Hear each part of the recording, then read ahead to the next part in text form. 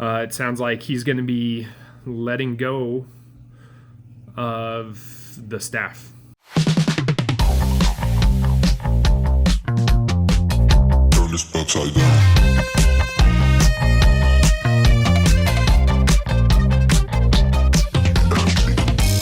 Happy New Year. Interesting call this morning. It is January 1st, almost 10 o'clock here in Idaho Falls. Got a call from a customer, very understanding. He's like, I understand you guys are closed for the day, but I'm in a situation and I need my business rekeyed.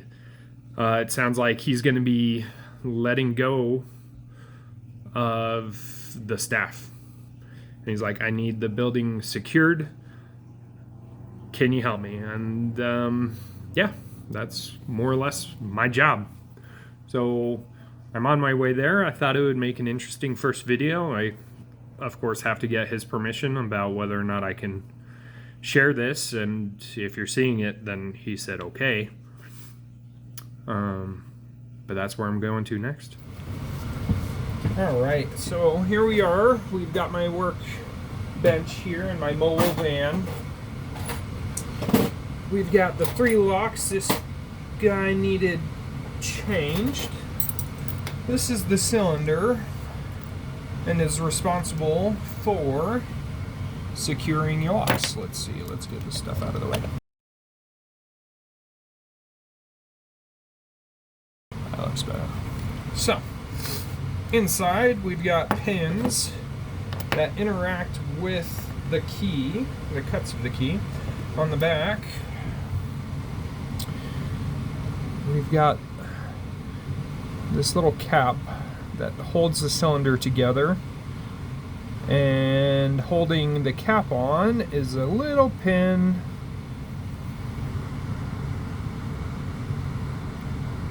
There it is. So we depress that and can unscrew the cap, giving us access to the cylinder. We've got this cute little tool that holds that pin down so we can unscrew it all at the same time.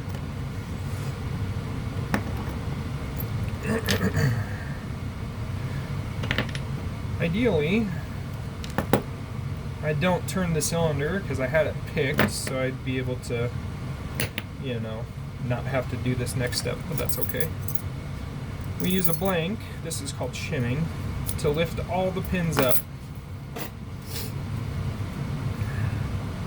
And then we use a tiny little piece of metal to slip in between the pins. And I believe this is 20 thousandths of an inch thick, so it's not very thick. But we apply a little pressure here and move the key out as we wiggle, and it'll find the space between the top pin and the bottom pin. Here, if you look closely, you can see the shim dropping in between each set of pins. And when we go to rekey these locks, different brands have different requirements to get the cylinder out. Schlage is the brand I prefer to work with. I feel like they're well made, and they require that the cylinder be turned in order to take the handle off. So you have to have a key, or you have to be able to pick it. This one we picked. If we take a blank, you can see that the pins will come above the cylinder. This point is called the shear line and allows the lock to turn when you have the correct key. So when we rekey it, we're just changing these pins to match a different set of pins for a different key. They've got the key code embedded on the key, at least for Schlage. Like I said, different brands do different things. But that tells me what pins are needed in order to key this cylinder up. Here I'm placing the pins associated with the cuts of the new key and showing how they generate a clean shear line, allowing the key to turn.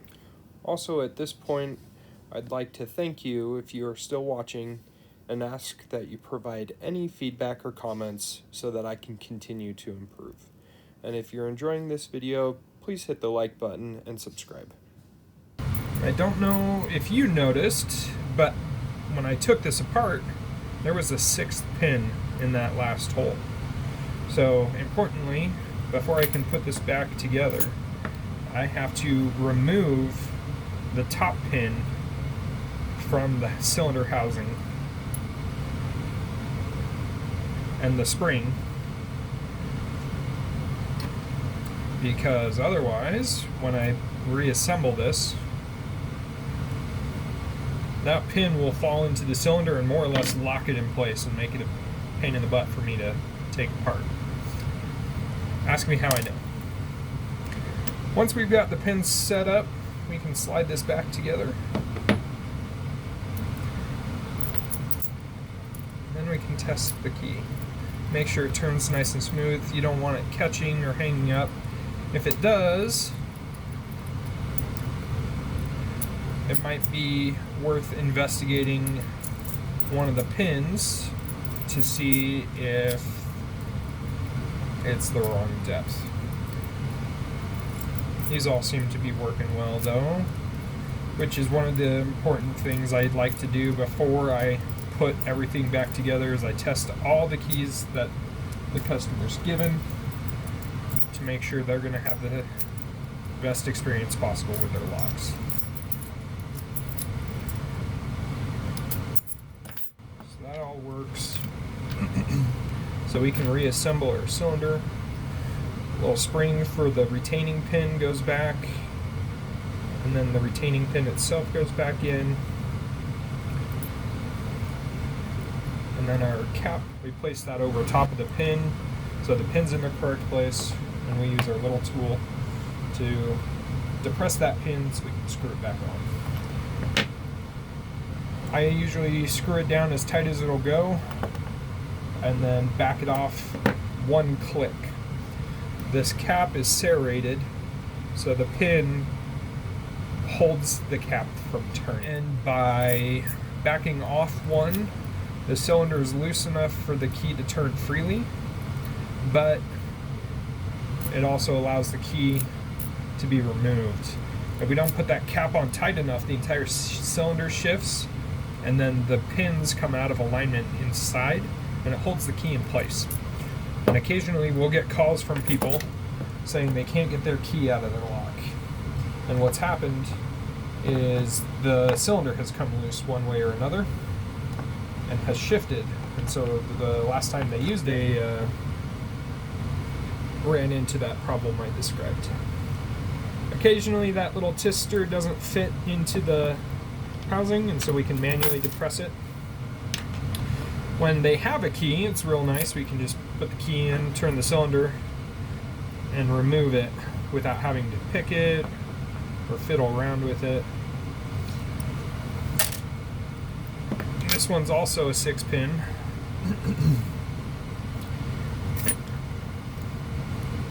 So we'll pull that last pin and spring out so we don't forget. Key this cylinder up to the new key. After confirming with the client, I can share that the employees who were fired were conducting personal work during business hours for multiple days while the owner was on vacation, when they should have been completing projects that were waiting and would have generated revenue for the shop. Would be good to go. Nice shear line. Place this back in the cylinder.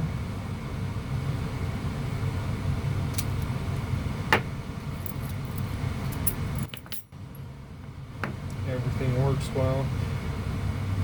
Now, let's see, on this one, it's got 2 holes in which the retainer can sit. That's for use in a doorknob versus a lever.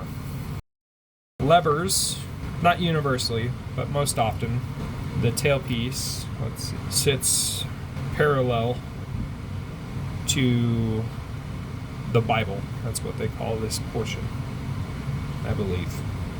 Because this wasn't my original occupation of choice, so I'm still learning.